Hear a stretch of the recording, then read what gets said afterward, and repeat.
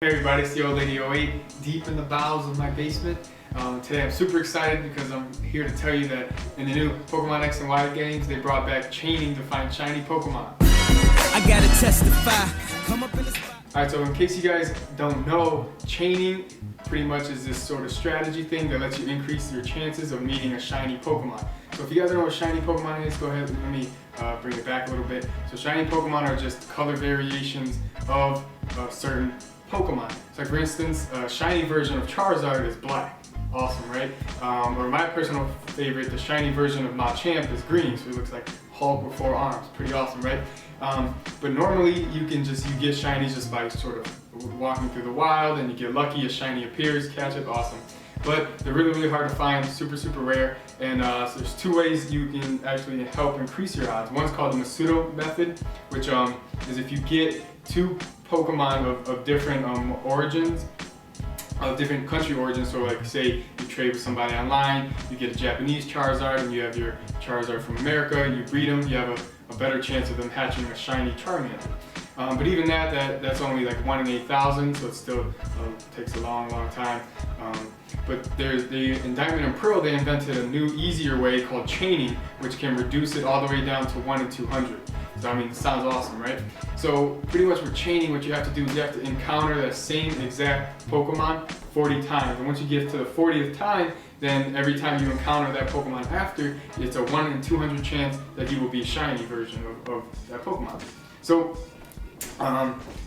this is how you get it in X and Y. So first off, you have to beat the Elite Four, and then then you go back to Professor Sycamore, and then he's going to give you a Poke Radar, and it works the exact same way as it did in Diamond and Pearl. You're just going to go find a patch of grass that has the Pokemon that you want to find shiny.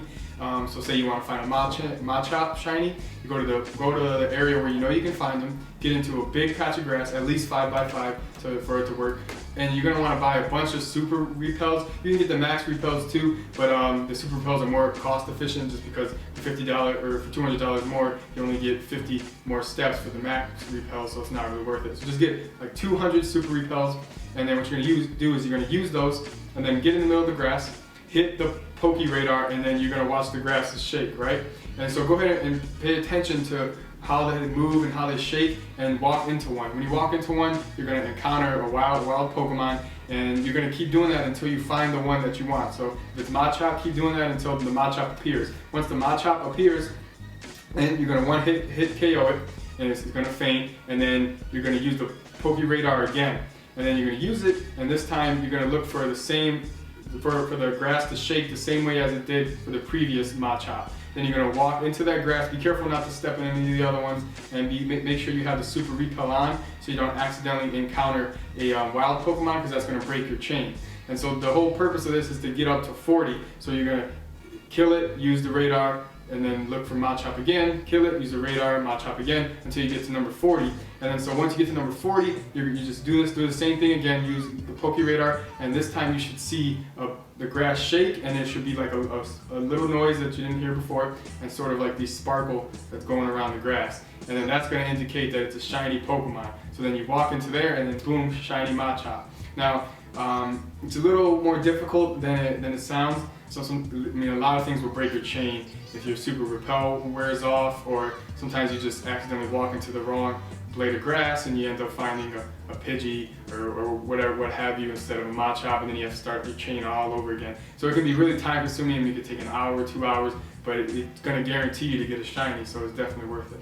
So keep in mind here that when you're chaining, when you're moving from one patch of grass to another, the patches of grass has to be at least 4 squares apart, either horizontally or vertically. So once you knock the Pokemon out, you use the Poke Radar again, you have to look for the same bush, but it has to, for the same shaking of the grass or bush, whatever, but it has to be at least 4 squares away. And if it's not, don't panic, you didn't break your chain. So all you have to do is just run kind of up and down the grass to reset the Poke Radar. Obviously don't hit any of the ones that are shaking, and make sure you got the repels on so you don't encounter any wild Pokemon, but just run back and forth until you can reset your Poke Radar and hit it again, and then just keep doing that. So that's kind of the part that's going to take the longest, because sometimes you use the Poke Radar, you don't get the shaking of the grass that you need, so you got to reset it and use it over and over again. A couple of things that can break the chain are if you hatch an egg, so you want to make sure you don't have any kind of egg in there. You want to make sure you disable your bicycle and don't use your blades. You have to walk, can't use your roller blades or anything like that. And also turning off your game. So don't think if you're on like chain number 25, you save it and you can come back to chain number 5, it resets. So you have to set aside an hour or 2 hours, whatever you need, to get the 40 chain all in one. And so sometimes you can get lucky. I mean, just all it really is every time you see that same Pokemon in succession, it just increases the rate the next time it can be shiny.